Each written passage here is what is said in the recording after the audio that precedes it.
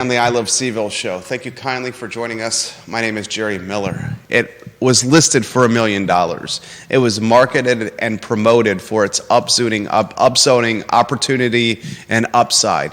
What I think is going to happen to 303 Alderman Road, ladies and gentlemen, is a $2 million single-family house waiting to happen. I'm going to pick this apart, one of the most talked about listings of 2024. Certainly on the I Love CVille Show. I'll give props yet again to Luke Cole of Long and Foster, Charlottesville, for getting this deal done. There's a lot we're going to cover on the program, like Dr. Matthew Haas. Is he capable of navigating political landmines better than any single person in Central Virginia?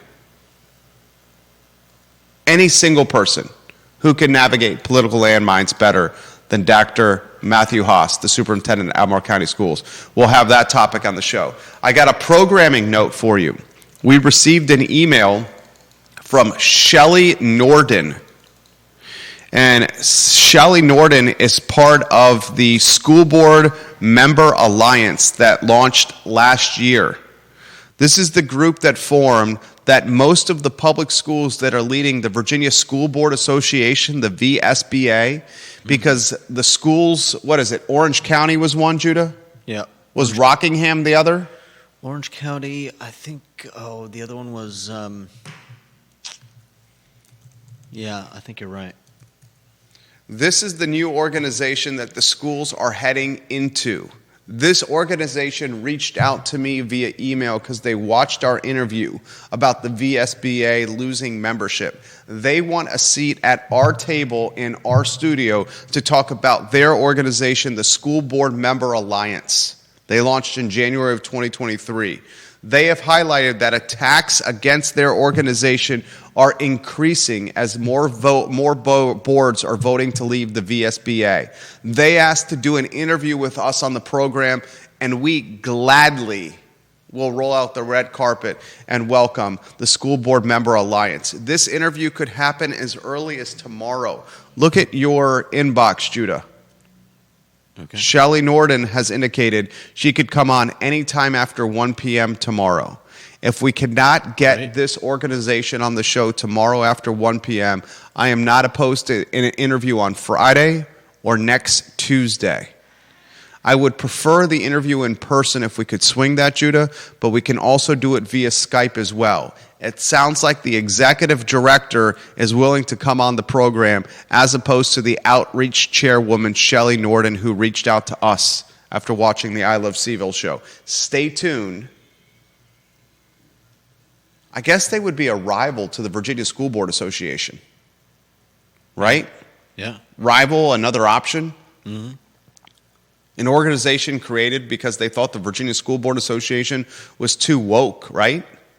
Yeah, too liberal. Too liberal and too left and too woke. Mm-hmm. We'll talk about that and see if we can book that interview maybe as early as tomorrow. On today's program, we will talk about the Republican race between McGuire and Good. Too close to call? A recount? Yeah. You're talking two extremely conservative, some would call perhaps radical conservatives in a neck-and-neck race in the 5th District. We'll talk about that on today's show. I'll tell you what, I wouldn't get within 5 feet of Lake Anna right now. Right. People are getting E. coli left and right in Lake Anna, and it ain't good. Are you checking the feed? We got a consistent stream over there, or is it choppy? It's probably because of this realtor website that I'm Xing out of now. Okay, please. Got some chop on the feed viewers and listeners are telling us about. Yeah. We'll talk on today's program about Albemarle County and EV chargers no longer are free. You have in the headline Albemarle County and City Hall EV chargers. You're talking about the electric vehicle chargers that were previously free in Albemarle County and at City Hall are no longer free? As far as I know, it's the chargers at City Hall. Okay, you got Albemarle County in there, in the headline. City Hall is Charlottesville. Okay, let me double check that. Okay. not Albemarle County. So we need to clean that up potentially. All right, a lot I want to cover on today's program. We also have Mel Walker honored by the Virginia State Senate, and we welcome you, the viewer and listener, with some perspective and some questions, some ideas for topics we can cover on today's show. I want to talk about the presentation to council on houseless, the homeless. I guess that's State of the Union in the city. This is a topic that you wanted to talk about and set the stage on.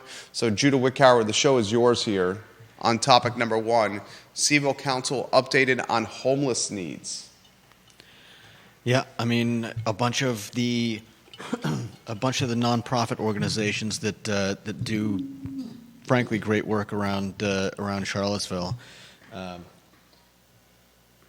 I'm sure extremely overworked and underpaid, gave their assessments to city council, and I mean, I don't think any of it was very surprising. We don't have enough beds for the homeless people, and they all need more money.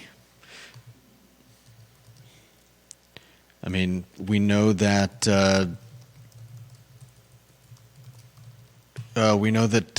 in particular groups like Pacham, they kind of jump around between a lot of the churches in the area. They were at our church a few months ago, and Pacham is pretty much packed in whatever capacity they are working at, and something needs to be done. I think former Mayor Lloyd Snook asked that same question. I'm going to continue to offer the same suggestion I've offered every time this topic comes up on the show.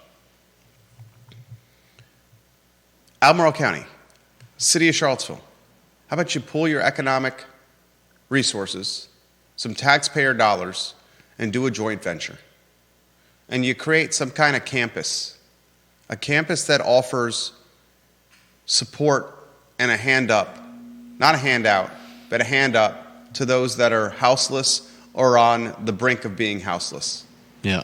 You can have cots, beds, laundry facilities, showers, a computer lab, resume services, addiction counseling, clothing, food. I don't know if I've ever heard something like this before, and so maybe it's just a dumb idea, but why not? How is it an idea that galvanizes taxpayer dollars for the benefit of community members that are struggling, that don't have housing, provide them food, help them with addiction, if addiction is an issue, drug and alcohol counseling, resume services, professional counseling, clothing, make sure that they are not relapsing with drugs and alcohol if they want to stay in this particular campus or shelter?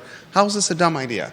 And I can assure you that this exists. This is not a new idea. I wasn't talking about your idea. You cut me off before I finished.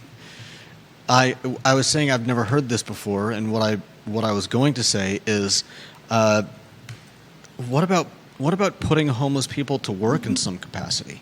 I mean, give them a way to earn money.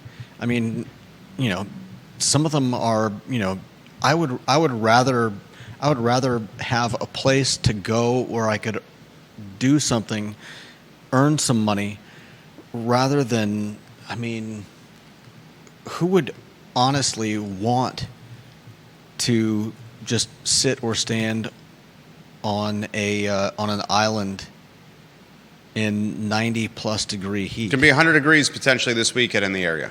Yeah. Even hotter when you're standing next to asphalt and no shade. Yeah.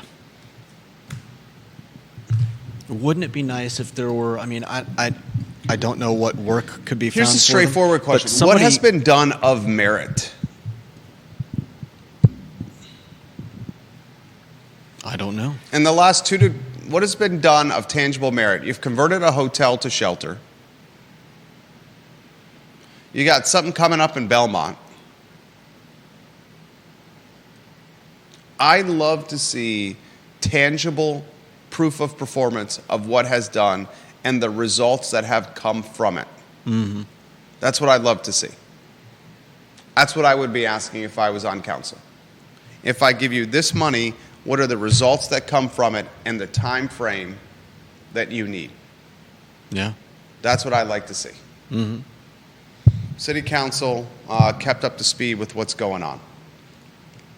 This next topic is one that I think is very much in our wheelhouse. Lower thirds need to be put on screen, please. What's topic number 2? Judah Wickower set the stage with some PTI headers.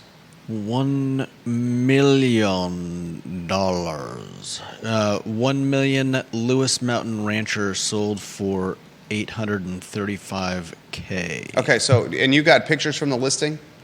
I've got to convert them, but I'll have them in a little bit. You just need to put one up, a couple up. I know you're doing a lot of things over there, and I appreciate the jack of all trades doing a lot of things. We have a little clarity now.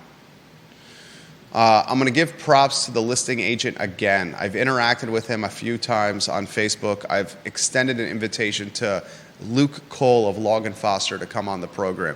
He had a listing in the Lewis Mountain neighborhood, which is a Tony and posh neighborhood. A neighborhood of $1.3 million, $1.4 million and up sales routinely. We've had a handful of sales in Lewis Mountain this year alone that fit that $1.3 million and $1.4 million up moniker. He came out of the gates with a $1 million asking price for this home. And give me an indication when the photo is on screen so I can tell people to take a look. 303 Alderman Road. 3-bedroom, 1.5 bath, a 1,900 square foot rancher on a lot 0.31 in size. Well, it's now officially closed, and the closing price is $835,000. The buyer of this house is not someone that's going to live here. The buyer of this house, you can look at the Charlottesville GIS, is Evergreen Home Builders. Evergreen has a fantastic reputation. You can rotate the 2 lower thirds on this topic on screen. Evergreen. Pictures up. The picture's on screen. Take a look for the house we are talking about, ladies and gentlemen, right now. Evergreen's got a great reputation. I'm asking this question. What do we think is going to happen to this house? The real estate agent, Luke Cole, marketed and promoted this house during the listing window as he should have. He promoted it, he marketed it, he branded it with its upzoning potential, transitioning from R1 to RB zoning. He says in his listing, which is still online, developers are allowed a baseline of 6 units, which increases to 8 if the existing home is retained and can expand to 12 units for projects including affordable housing. So he's saying, look, there's potential here to build density in the Lewis Mountain neighborhood. I would even venture to say that most of the Lewis Mountain neighborhood is following this listing very closely because they know this neighborhood, Lewis Mountain, a posh and Tony neighborhood of $1 million houses, $2 million houses, $3 million houses.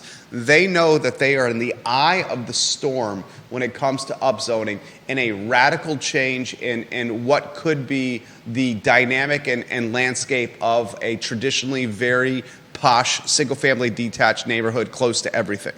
Could this neighborhood become dense housing, apartments, townhomes? Could this neighborhood become dense housing for students, for working class, for middle class folks as the density becomes more prolific? That's what everyone's wondering.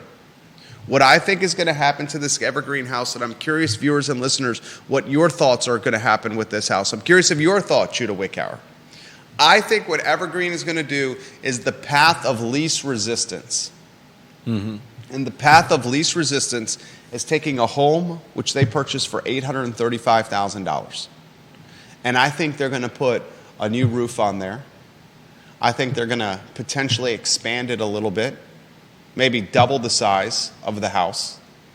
I think they're going to paint it, redo the kitchen, redo the floors, maybe redo a couple of the bathrooms and make the yard look nicey nice.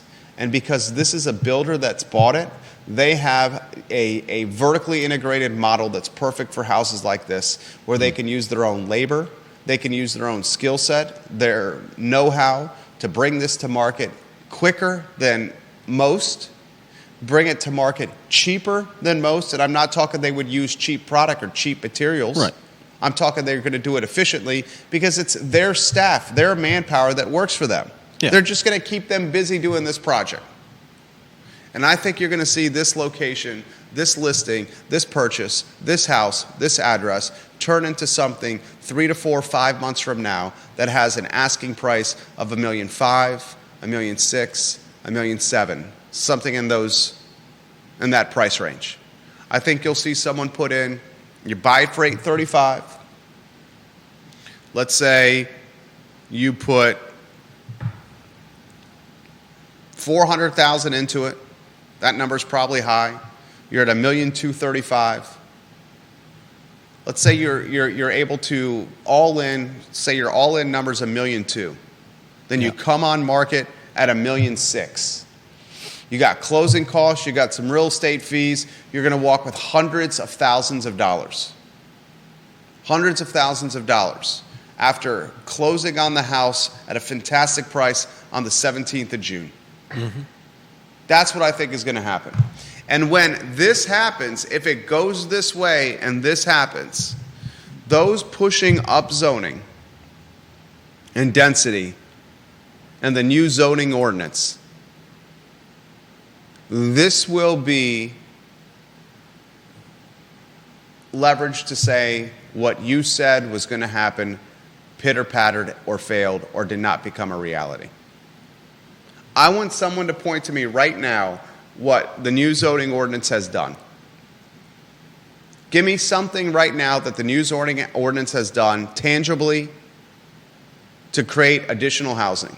What the new zoning ordinance did with this particular house was had an $835,000 transaction. If this upzoning upside, if it wasn't marketing with this potential, I don't think this house sells for $835,000. It certainly would not have been listed for $1 million. It didn't come close to the asking price, $1 million. You're saying without the zoning, this wouldn't have sold as well? I think if there was no draft zoning ordinance, no new zoning ordinance, no upzoning, no upside, nothing like that, there's not a chance in hell Luke Cole would have listed this house for $1 million. Not a chance in hell. I would have bet the listing would have come closer to what it sold for, $835,000. Because it was listed for $1 million, Evergreen probably paid a little more than they should have. But the reason they paid a little more than they should have is because they see massive upside. An $835,000 acquisition, you put $250,000 to $400,000 into this house, you could probably sell this house for $1.6 million, $1.7 million all day, every day, and twice on Sunday. Isn't that regardless of the zoning? If there was no zoning ordinance, no draft zoning ordinance, no upzoning, nothing like that. This would have started closer to its Exactly. This would have started maybe with a list price of $835,000, maybe $850,000, and then Evergreen would have been able to purchase it at like $7.25, $750,000, $775,000 because the house needed that much work. Yeah. But because he came out of the gate at $1 million because of the zoning upside, Evergreen had to pay a little more on the front end. This is going to be I'm going to tell you right now, and then we'll get to your comments, viewers and listeners. John Blair, I see your comments. Deep Throat, I see your comments. This is what I've been saying all along. The upzoning is just going to make the dirt more opportunistic. And as the dirt is more opportunistic, speculators are going to just pay more for the dirt. And when they pay more for the dirt, they're going to want more on the back end because they paid more on the front end.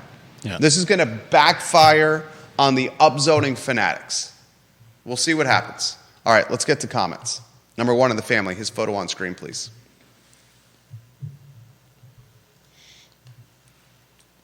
He says this. Oh, man. On the Lewis Mountain house, I think some chance that this becomes 2 single-family houses because it's a corner lot. Can do one house fronting Alderman and one on Minor. He says, you will have a cost of plans, full site plan review, planning commissioner, SUP approval, and the land at under $150,000 per unit. Given these units will probably sell for $600,000 each, you're talking about a land cost, assuming the plans and other soft costs amount to $50,000 per unit, which is probably conservative at well under 20% of this total sale price, which is damn low. In highly restrictive places, land costs can be 60% plus. All the zoning did here was cut into Evergreen's profit margin. They felt they might be bidding against multifamily housing developers, so they had to pay a little more upfront. But single-family house was still the highest and best and most profitable use. That's from Deep Throat. Let's go to John Blair. Man, someone blasting the bass right now on Market Street. John Blair says, I think, Jerry, you are 110% correct. The Lewis Mountain Rancher is very likely to be a 4,000 to 5,000 square foot remodel. I'm willing to bet that's what happens. Do you want to place a proposition bet, a prop bet on this? No. Why not? You don't want to prop bet multifamily housing? Or an additional unit built on this, 0.31 acres? I'm not trying to peer pressure. No. I mean, what I'm wondering is, despite the... So how much more is required when bringing something like this before the board, when you're applying for, like if you want to turn this into an apartment building? That's my point. My point is the path of least resistance. Yeah.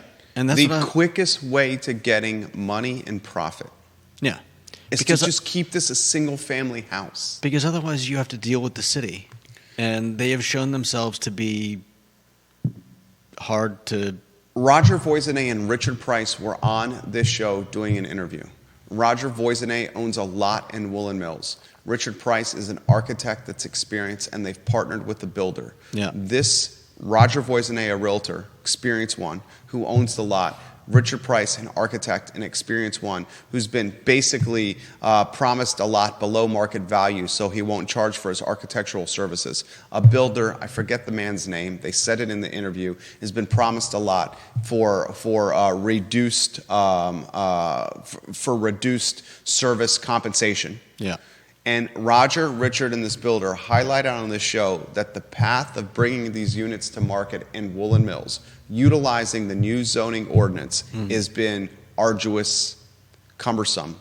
They figured it out. They probably are the most optimized, experienced team to do it, especially being the first to market guys that are doing it. They may be giving folks the playbook of what to do. And still on this show, they said this was a lot of heavy lift. Yeah. If you're Evergreen, I don't know Evergreen from Adam. I know their reputation is very good. And you pay $835,000. $835,000, ladies and gentlemen. And then you have to put somewhere between $250,000 to $400,000 into the project. And I think that's very realistic. Yeah. Very realistic, $250,000 to $400,000. At that point, you're at, let's just split the difference between $250,000 and $400,000. And let's call it $325,000. $835,000 plus $325,000. You're at $1,160,000. That doesn't include carrying costs. That doesn't include all the other mumbo jumbo. Yeah. They very easily could be in at this at $1.2 million before they list this house. Wouldn't you want to get this off your books as quickly as possible and find the easiest way to profit? 100%. And if you list it at $1.6 million, let's say they list the house at $1.6 million. Very well could be $1.6 million. And let's say at that $1.6 million, if you're offering 3% to your representation, I believe one of the people involved with Evergreen is a realtor, if memory serves correct. So he's probably working on reduced commission. Let's just say if you list it at $1.6 million, after realtor fees and all other fees, you're walking with 94%. Let's build a conservative model and let's call it 93%. $1.6 million times 0.93. That leaves you $1,488,000. And you subtract the $1.2 million I initially said. If I'm building a conservative model, you're looking at potential profit, meat on the bone, of somewhere between $250 and $300K. And I would bet you the Evergreen folks did that kind of back of the napkin number. I have basically a napkin in my hand. I have a pen here. All right, so it's $835,000 purchase. We're going to put $325K roughly into it. 835 plus $325K gives us $1,160,000 into this property. Let's, for the sake of argument, build a conservative model. We'll put another $50K into it if the you-know-what hits the fan. We're going to add $50,000 into that. That means we're into this at $1,210,000.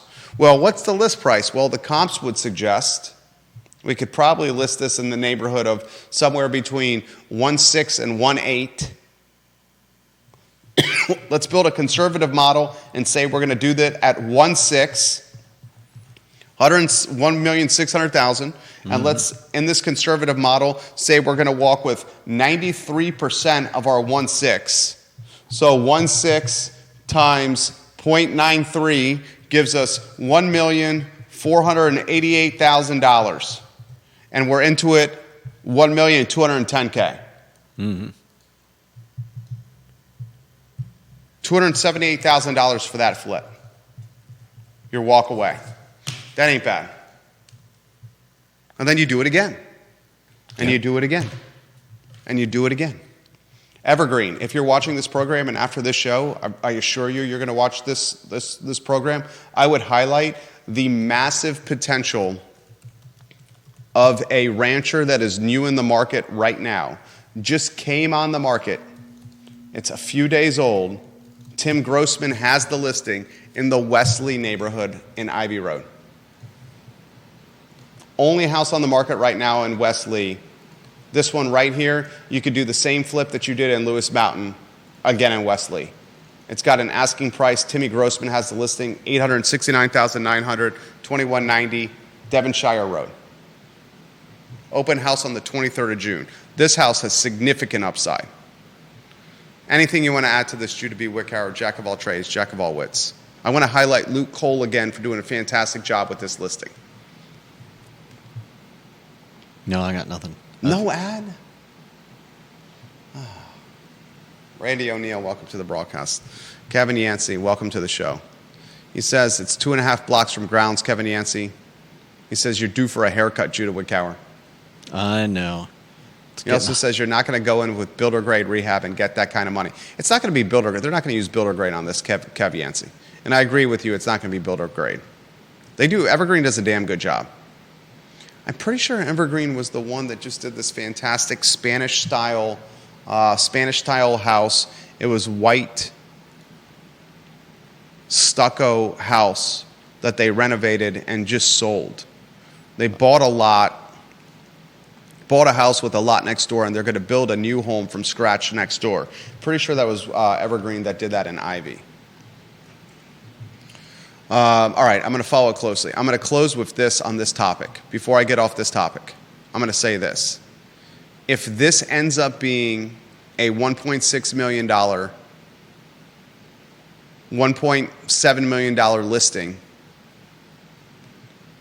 it is something that the naysayers on upzoning, me being one, I said there's no way upzoning was going to create affordability. John Blair was one. He said there's no way upzoning is going to create affordability. Deep Throat was one. He said there's no way upzoning is going to create affordability. Mr. DL, watching the program, said there's no way upzoning was going to create affordability. If this becomes a $1.6, $1.7 million remodeled single-family house in Lewis Mountain, this is going to be the first thing we point to that say, see, we told you so.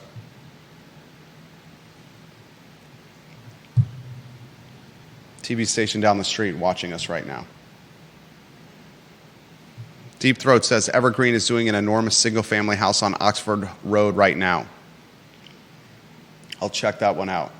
I would also encourage them, if they're watching the program, to see the massive potential at 2190 Devonshire Road. And I want you to cut this sound, because whoever buys this house, is going to buy it for probably $770. It's empty right now. Call it $775, $800. You put $200, $250 into it, then you come on the market for $1,300,000, $1,350,000. Sells all day, every day, twice on Sunday.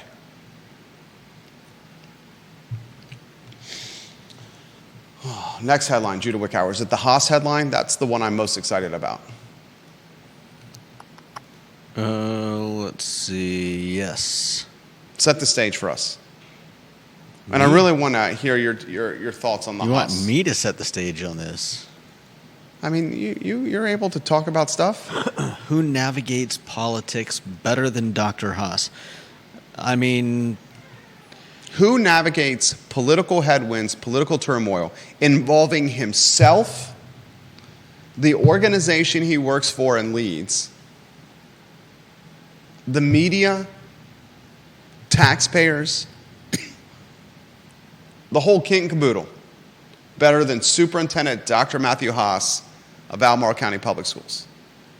Name me one person in a 300,000 market we call Central Virginia that does it better than him. John Blair, give me one. Vanessa Parkhill, give me one. Logan Wells Claylow, give me one. Randy O'Neill, give me one. And I'm open-minded to anyone. Judah Wickhauer, give me one. Seriously. Show is yours. Show is mine.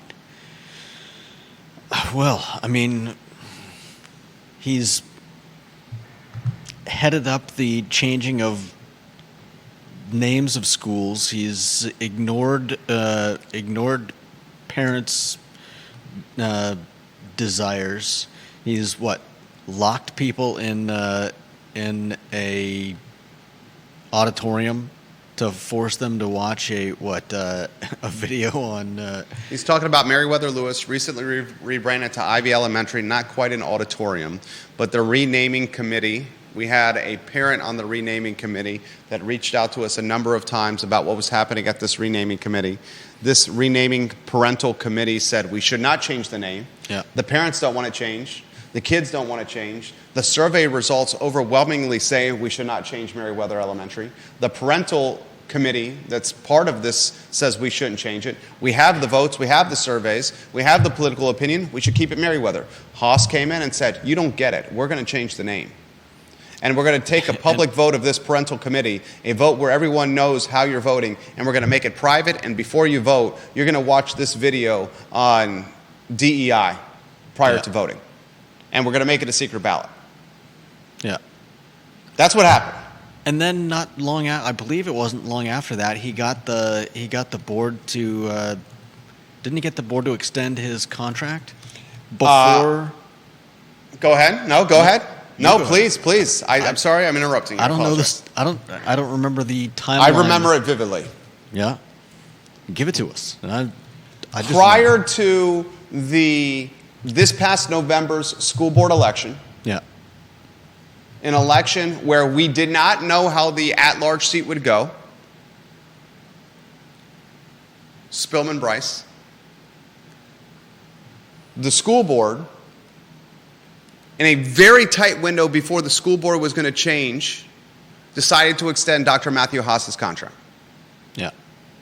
Much to the chagrin even of Allison Spillman, who ended up beating Bryce. She said, what are you doing? How can you extend this man's contract when a mere short time it's going to be a completely different board?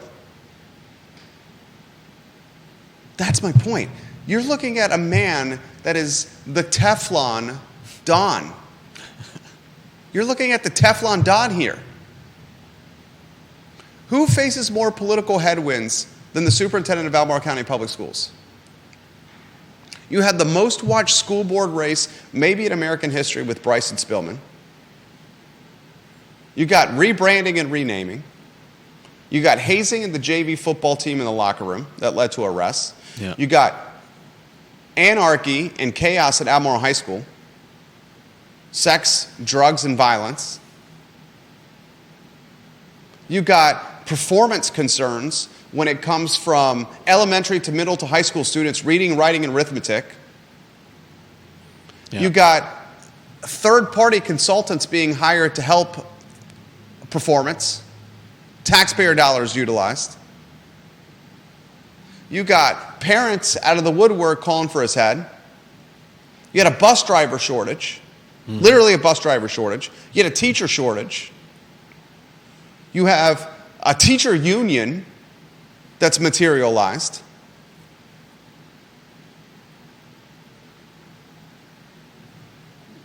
And dude's all good.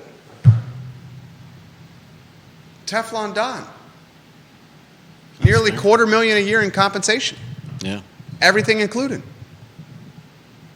You're looking at probably your most capable, savvy, and sophisticated political virtuoso in this 300,000 person market. There's only one person that can compete with him. Who is that person, Judah Wickhauer? Who is that person, viewers and listeners? Skill set, able to compete with Dr. Haas with navigating political turmoil directed at him or the organization he works for. You know this, Judah. I know you know this, Judah. Come on, Judah. I want to give you a flying chest bump and knock you off screen. Judah, you know this. Judah knows this, viewers and listeners. Who is the only one that can compete with him?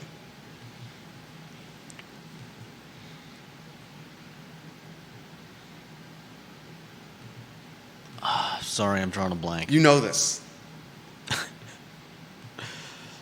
When I say it, you're going to be like, I should have gotten this.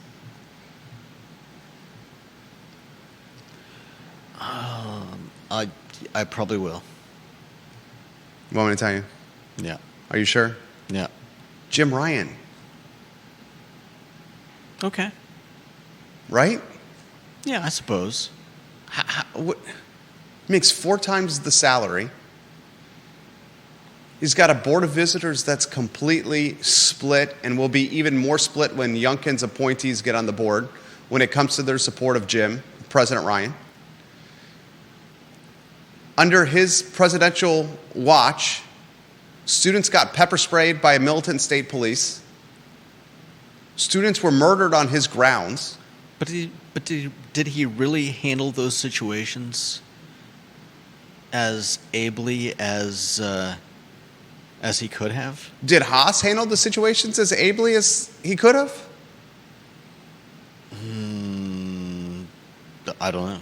The point of this argument is, the point of this topic is, who can navigate turmoil and headwinds directed at him or her or their organization while maintaining their job and their $250,000 to $1 million a year compensation? No one else can do it better than Haas or Ryan. That's fair. Gurley doesn't face these type of things as superintendent of Charlottesville. There's not a single person on council that's facing this kind of scrutiny. There's not a single person on the board of supervisors that's facing this kind of scrutiny. City manager Sam Sanders is not facing this kind of scrutiny. County executive Jeff Richards, I'm sorry, Jeff. Albemarle County executive.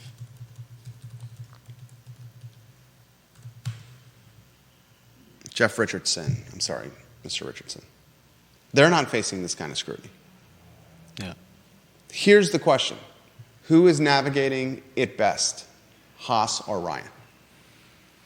That's the sub-question of the main question. Creed Eads ain't facing this kind of stuff. Katrina Carlson is not facing this kind of stuff. Amy Laufer's not facing this kind of stuff. Who is doing it better? Haas or Ryan? Question for you. I mean, in regards to Ryan, I honestly feel like he's saving up something for getting out, but who knows?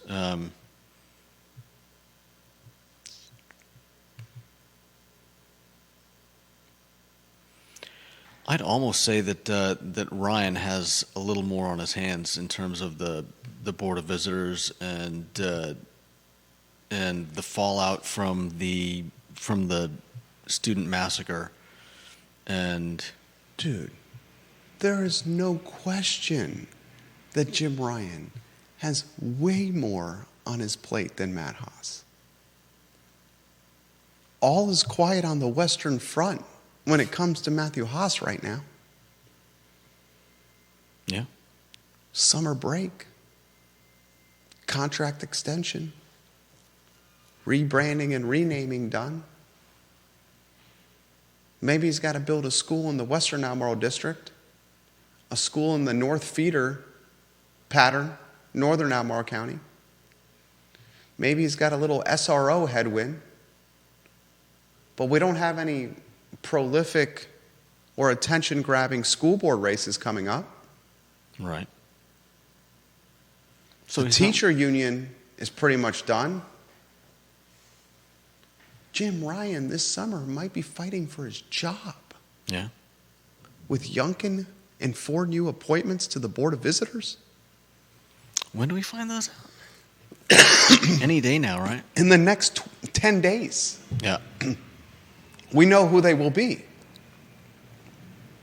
And I can assure you that they're going to partner behind the scenes with Razorblade Burt Ellis of the Board of Visitors and the Jefferson Council.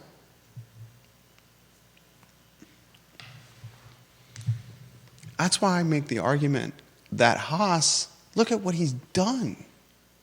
You could make the argument that the last year was the most challenging year he has had in his superintendent career.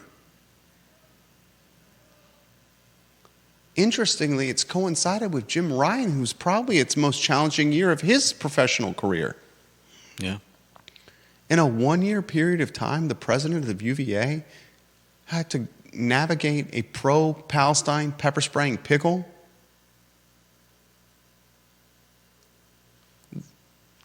Roughly a 1-year period of time, 3 students murdered on grounds. Mm-hmm. They're not releasing the report, the audit of how they handled it. Yeah. At that same time, you had the Ziana Bryant Water Street protest debacle. Yeah.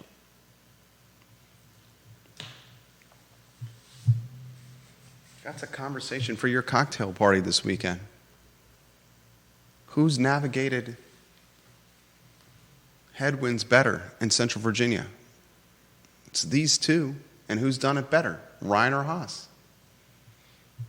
What's your next topic? The next ones are yours. Make sure we get the PTIs on if we can, the headers. Mm-hmm. Oh, it's the McGuire Good, too close to call, 5th District. Republican race close enough for a recount. Who do you guys want? Bob Good? Or is it, This is a tough one. whoever wins this is your congressman. You got John McGuire that's backed by Donald Trump. You got Bob Good, who wants to be backed by Donald. You got Bob Good, who was thrown under the bus by Donald Trump. Because of DeSantis. I mean, it's such a. And then Bob Good's got Tawdry. Donald Trump's back despite being thrown under the bus by Donald Trump. Yeah. It's insanity. I would love. I know some people have problems with the idea of ranked choice voting, but Sally Hudson's ranked choice voting, RCV. I would. A lot of people got beef with ranked choice voting. Yeah. I think it would make third-party candidates an easier sell. What's happening in the 5th District is a taste, a microcosm,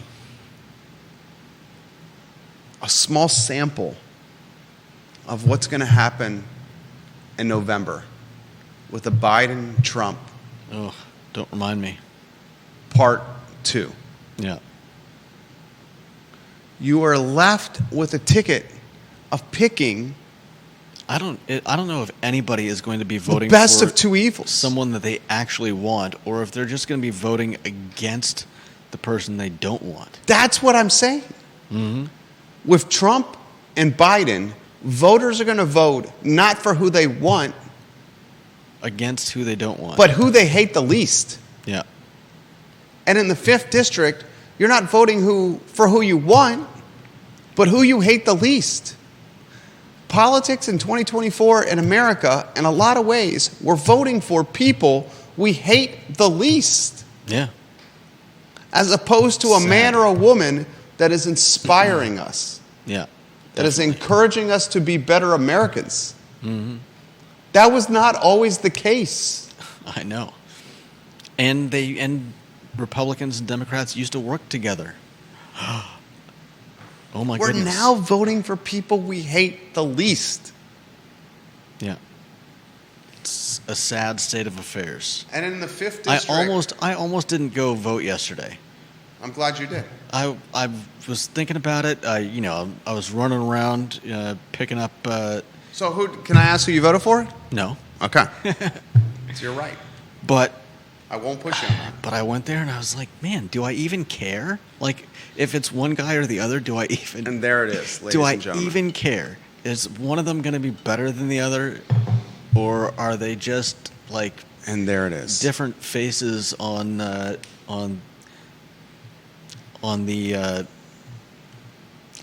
Vanessa Roman Parkhill. Janus coin?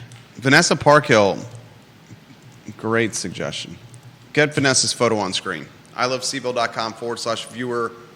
What's the URL? ilovecville.com/viewer rankings. Vanessa Parkhill, Queen of Earlysville, one of our favorites. Number 6 in the family. She says Dr. Wes Bellamy has navigated political headwinds as astutely as Dr. Matthew Haas and President Jim Ryan. That's a great suggestion. Dr. Bellamy certainly has navigated political headwinds well. Great suggestion from VP. What you see with John McGuire and Bob Good in the 5th District, Congressional District, is a sampling of what we will have with Joe Biden and Donald Trump. Is anyone inspired by Joe Biden or Donald Trump? You're most likely feeling disenchanted or dispirited, or worse. Two old white men who it doesn't even matter if you think their politics are divisive. I would say that just the names and the personalities are divisive. Because obviously, like we've said, who are you voting for this year? Whoever I hate the least. Ginny Who said, my husband got home and forgot to vote. I made him head back out and get it done. You see in the email, Judah, you see in your inbox, viewers and listeners, prepare yourself from this, the email from Shelley Norden in your inbox. Yeah. What did she say? What did she say 49 minutes ago? What's that? What did she say 49 minutes ago in that email? Could you read that to the viewers and listeners? Oh, let's see. This is from Shelley Norden, SBMA Marketing and Outreach Chair. She says, good afternoon. I just watched your show that addressed school boards leaving the VSBA. We are the group that formed that most of them are now joining. The School Board Member Alliance launched in January 2023. Attacks against us are increasing as more boards vote to leave the VSBA. We would love to do an interview with you to let Virginians know who we really are and why we started. Please feel free to contact me anytime. And then I if you're responded to interested. her, and then she responds right away. And what'd she say? I only have your response. Tomorrow afternoon works for me. Anytime after 1. Would it be possible to have our executive director on the interview too? Please schedule this interview. If we can do it tomorrow, that would be fantastic. Anytime after 1 is tough because we have a Thursday afternoon show. This might be best off.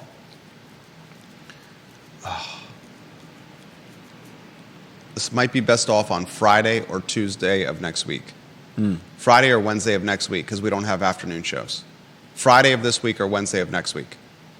I want the world to know that there is an alternative to the Virginia School Board Association, and it's the School Board Member Alliance.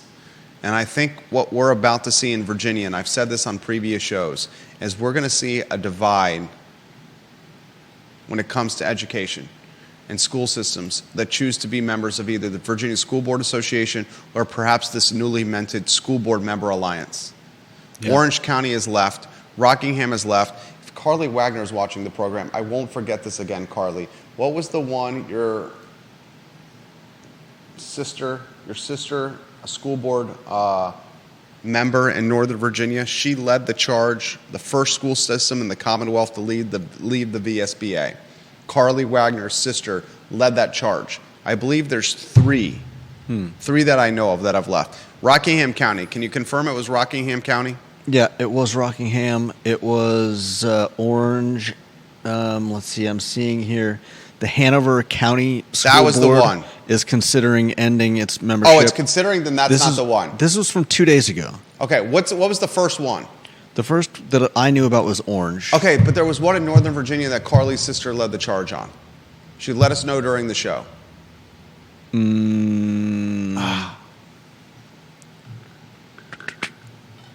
should know this. That's my fault. 100% my fault.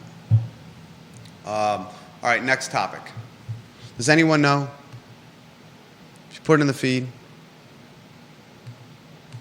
What's the next? I'll find it on the fly here. You give us the next topic, J-Dubs, because we got to stay focused.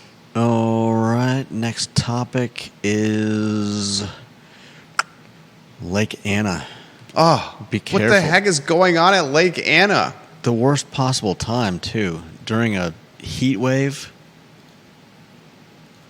Oh, Ginny Who, thank you. God, I love you, Ginny Who. Carly's sister was Warren County. Oh, and she said, did you see the DM I sent you about Bedford and Isle of Wight leaving too? No, I did not. Ginny, who's making the program better. Do you have Ginny's photo on screen? All right, we should keep track of this list. School boards that have left the VSBA. Can you write these down? And then we'll create a database of some kind. Tell me when you're ready. All right. Warren County was the first. They were the earliest, yeah. Warren County. Wait, now you see it? Well, I looked up Warren, and the first thing I see is one of the earliest to decline to renew its membership. All right, VSBA. Warren County Public Schools. We got to write that down. Warren County Public Schools. If I write this down, it'll help me remember as well. Mm-hmm. Orange County Public Schools.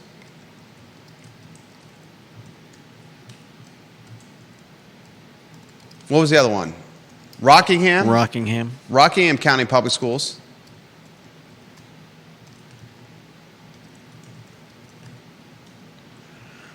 And now she sent us a DM.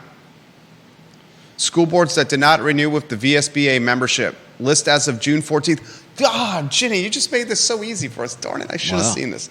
Bedford County Public Schools. Isle of Wight County Public Schools. There's 5 of them.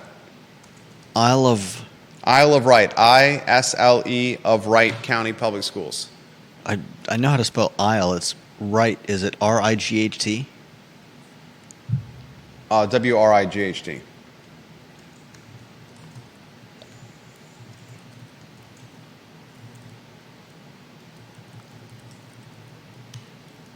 And I told you the wrong thing. There's no R. WIGHT. What? Isle of Wight. WIGHT. Okay. So there's 5. This is multiplying. We said on the show this was going to multiply. I want to know where Louisa County Public Schools stand. I want to know where Fluvanna County Public Schools stand. And I want to know where Greene County Public Schools stand. Last week during the show, we had some news break on the program that Madison County Public Schools was going to stay with the VSBA. That shocked me. What about Nelson? I'd love to know where Nelson County Public Schools stand. They're the one that I'd see leaving. Louisa's more conservative than Nelson. Really? We know Albemarle ain't leaving. Right. We know Charlottesville ain't leaving. Definitely not. And I want to know this question. Will we see parents move into school districts based on their Virginia School Board Association membership or their School Board Member Alliance membership, the SBMA? I'm going to ask that question of the executive director when we interview them on this talk show. Any other topics we need to cover? Let's see. Besides the E. coli, be stay away careful from out Lake there. Anna. Good night. There was also You go close to Lake Anna, you get E. coli. there was also a father and son who were found dead there, drowned. Well, I don't Very even tragically. I don't even want to touch that. I believe out of staters. But man, in the middle of a heat wave,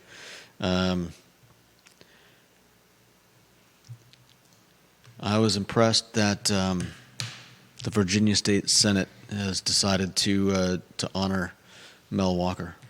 Oh, yeah. All right, we'll close on this. Is this the last topic? Yeah. It's 134. The Virginia State Senate, Cree Deeds led the charge, is honoring the late, great Mel Walker of Mel's Cafe. There was also an interesting article in the CVille Weekly about Mel Walker, Really? honoring his legacy.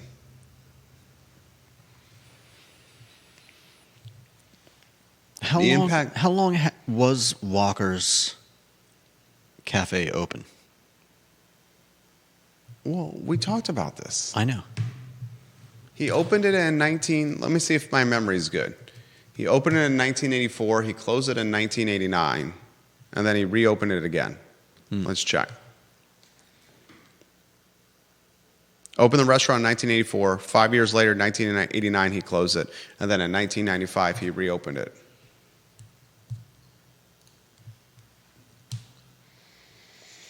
Interestingly, the CVillepedia has been updated. I bet you Sean Tubbs made this addition. It says in 1995, he rented the building and reopened the business. Prior, when he initially passed, it did not have he rented the building in there. So the CVillepedia has been updated, and I bet you Sean Tubbs did that update. Nice. A couple of takeaways from the CVille Weekly article. In the Daily Progress story, it quoted Tanisha Hudson, a local activist, and she said in that story that she was the niece of Mel Walker. In the CVille Weekly story that came out today, it highlights that she's known Mel Walker for a while and she calls him his uncle.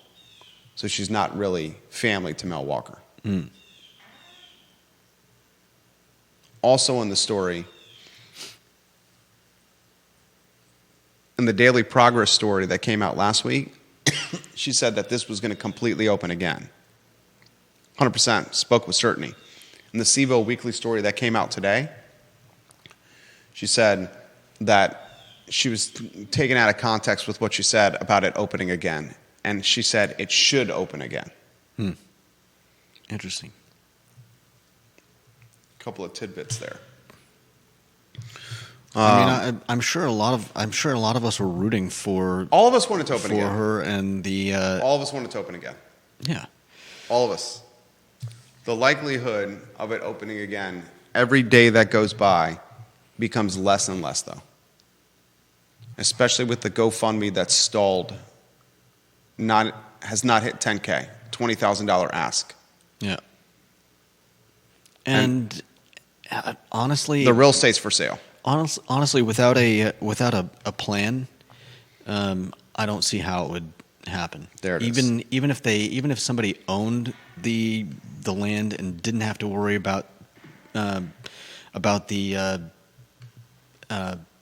landlord potentially selling or developing that entire block of real estate, somebody still has to take the responsibility of being in charge and making sure the bills get paid, making sure the payroll gets paid, and you can't just